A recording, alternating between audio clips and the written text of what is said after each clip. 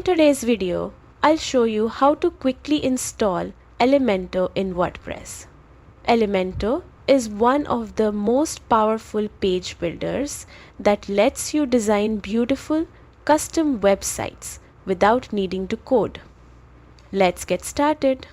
First, log into your WordPress dashboard by going to your domain and adding /wp-admin at the end. Once you're inside the dashboard, look at the left-hand menu and click on Plugins. Now, click Add New at the top. In the search bar on the right, type Elementor. You'll see the official Elementor page builder by elementor.com appear in the results. Click Install Now, and once it finishes, the button will change to Activate.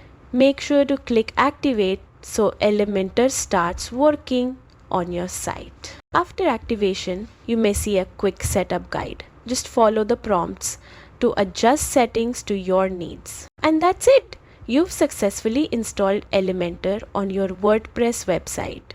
From here, you can start designing pages with drag and drop ease and unlock endless creative possibilities. If this tutorial helped you, don't forget to like, subscribe, and share it with others who want to level up their WordPress skills.